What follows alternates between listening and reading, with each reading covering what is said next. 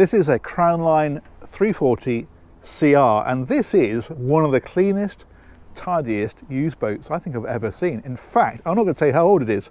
I'll give you the tour of the boat first, and I'll tell you right at the end. So as I go round, see if you can guess, see if you can work it out. I'm going to start right at the bow here because it's got a lovely stainless steel anchor on it. In fact, this whole boat feels like someone spent an awful lot of money on it. There's some nice features dotted around the place. In fact, one of the things I've noticed is up on top, it's got what looks like a brand new radar. It's the latest Raymarine quantum radar, but look at above it. That's a night vision camera. That means at night it's what they call a FLIR camera, and it gives you a view even when it's dark. So it's a sports cruiser, as you can see. It's got the black and the grey hull, and you can see on this black here, it's just pretty immaculate, really. There's some nice touches on it about the place as well. Like I like the fact they've put these stainless steel sections here. The idea of those is so that your ropes, your warps I should say, let's use the right terminology, don't rub on the black, they rub on the stainless steel, and the same then down here. So that's a nice touch. This is very typical of American boats of this size. They go very much for maximum accommodation. So you see that the side decks, well, they aren't really side decks at all. They bring the cockpit right to the edge, and what you do then to get onto the bow is you go through the windscreen. I'll show you that when you go inside. Another thing this one's got is it's got a hard top on it. You'll see that again better inside, but you can see it on the outside. So that's got the arch here, but then it extends back. That's all GRP there, and it means you've got a bit less canopy to mess around with, which is not a bad thing. If we head on round to the back, you probably wonder what this is. That's what they call a hurdy-davit. The idea of that is that you swivel it around that way and then tilt it, and it allows you to put a tender up onto it and swing it around, and that's where your tender sits.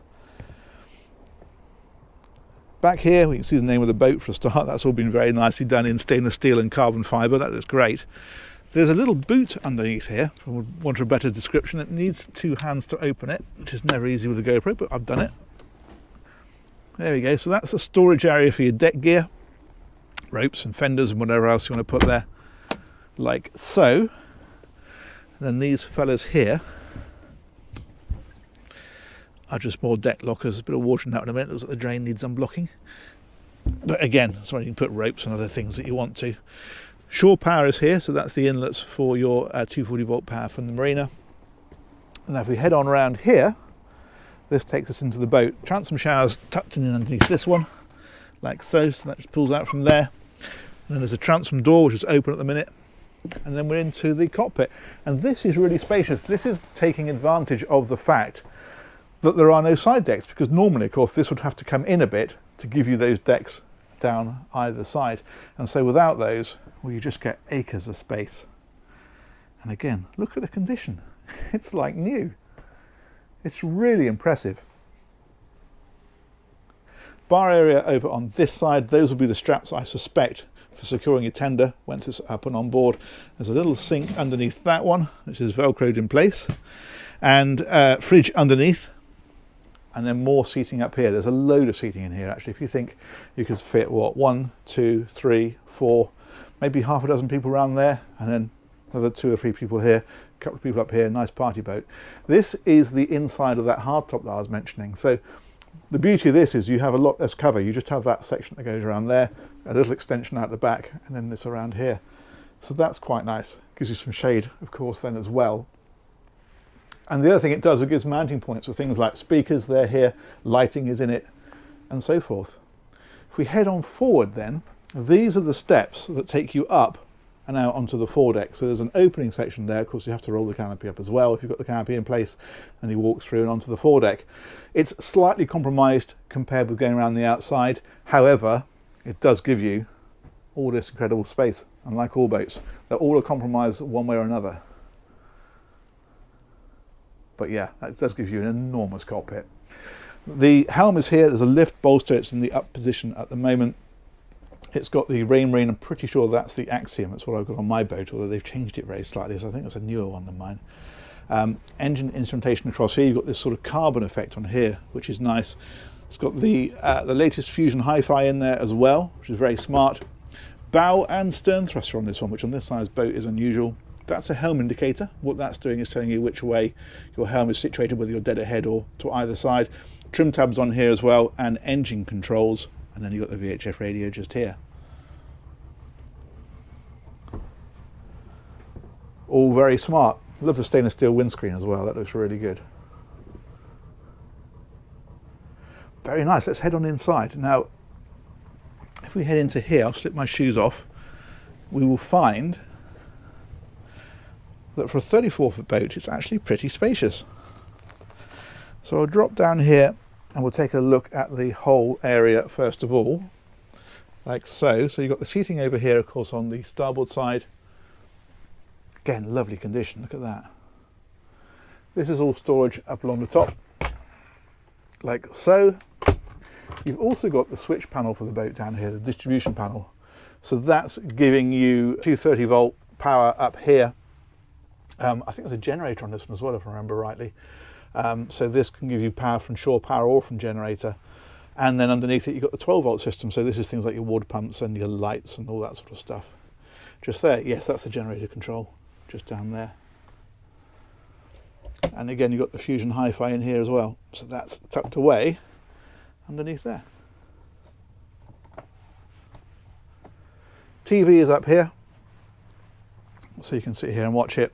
And if we look over onto the other side, we've got the galley area. It's all electric, so we've got the oven up here, microwave, and then you've got a ceramic hob. Don't know how you can see this because it's got, there we go. You've got that little cover on it at the moment, and then storage at the back, storage up in places like this for your glasses. Lots of places to tuck stuff away. And then underneath that, you've got a big fridge, like so, and then more storage along here.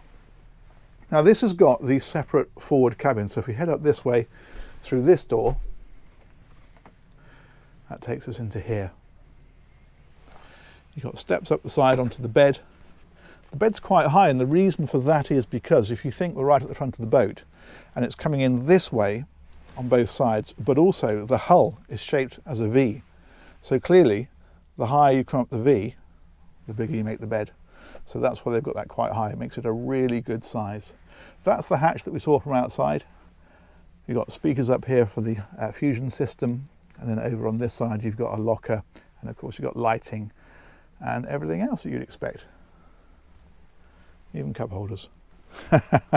And what they have done is taken advantage of that bed being so high to put storage under it. So down here, for example, you've got a locker there, you've got drawers underneath here, and so forth. There we go. That's a nice big comfy looking bed though, isn't it? Okay, let's head on back a bit further. So we'll come back out of here.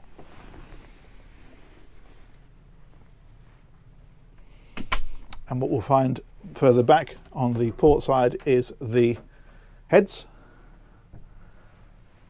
So sink is in there, the toilet is in there. There's also a shower in there, you can see that up above, and that's why it's got this shower screen that comes across here to make sure the water stays where it should be inside the heads compartment. That's a seat there that drops down, so you can release that and sit down and shower if you want to. There we go. It's got an electric flush loo on it, and that, I think I'm right in saying, is an outlet for the heater. I think it's got heating on this one. And then storage up in behind here. It's a pretty decent size though, isn't it?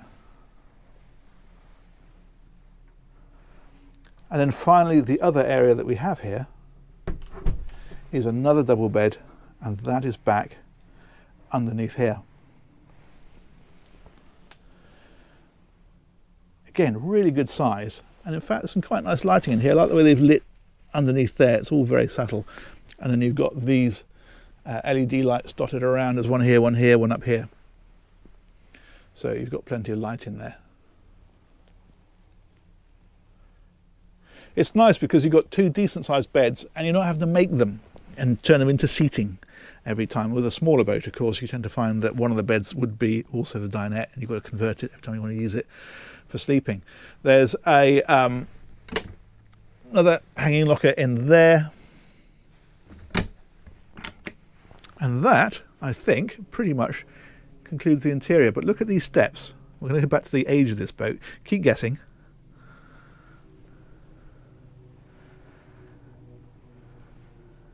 Right, let's go and look at the motors. So we'll come up here,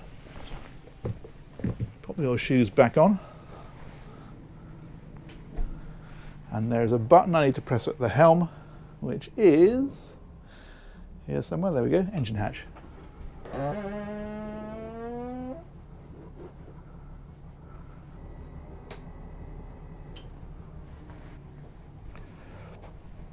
Okay, down underneath here then are the engines. They're diesel engines, and they are Cummins Mercuries or diesels. They're 4.2 litres each, and they're 320 horsepower each. They're going to give the boat, I'm guessing a bit, but I'd expect 30 knots-ish, maybe a bit more, somewhere around that sort of speed.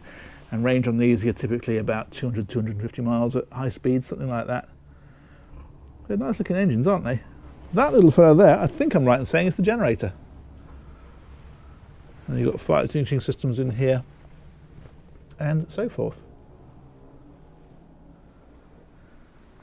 Cummins. Did I say Cummins? I get told off every time I'm saying Cummins, and they're not, they're Cummins. There we go. Head the comments off at the pass. There we go. That is the engine space. Let's drop that one back down. Find the right button again. There we go.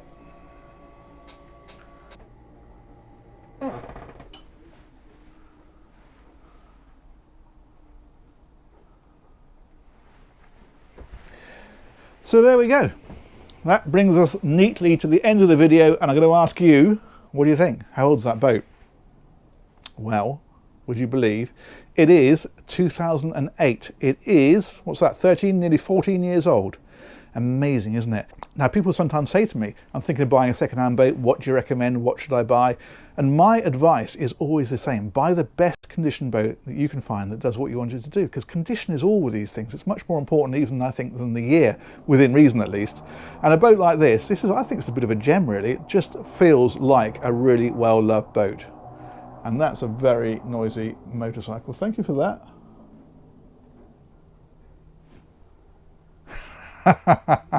Anyway, all that remains is to thank you for watching the video, and to thank One Marine who had this boat for sale. I'll put a link to those guys in the description, and look forward to catching you on another one of these very soon. Take care, bye bye.